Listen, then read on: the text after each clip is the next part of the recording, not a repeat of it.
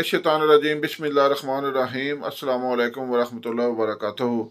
नाज़रीन हकीम सफदर अर्ज़ कर रहा हूँ। आप देख रहे हैं हमारा Facebook page Safdar herbal clinic के नाम से है और हमारा YouTube channel Safdar herbal tube के नाम से है। लाइक शेयर और फॉलो ज़रूर करें।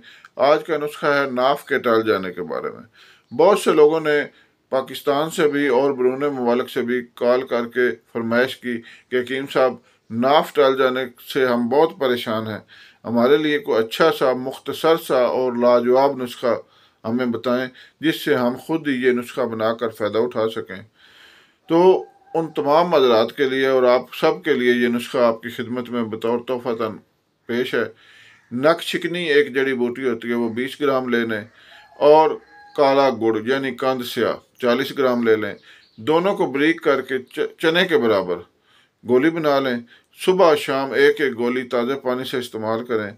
इंशाअल्लाह चंद ही दिनों में आपका ये मसला ऐसे ख़त्म होगा जैसे कभी था ही नहीं। इस नाफ के टल जाने से बहुत सी बीमारियां, बहुत सी अलामात बंदे को पैदा होती हैं। सारा जिस्म दर्द करता है और बंदा किसी काम का नहीं रहता। इंशाअल्लाह ये मुख्तसर नुस्खा आप इस्तेमाल करेंगे तो आपके ये मसाइल दूर हो जाएंगे। दुआओं में याद रखें। अल्लाह हाफिज़।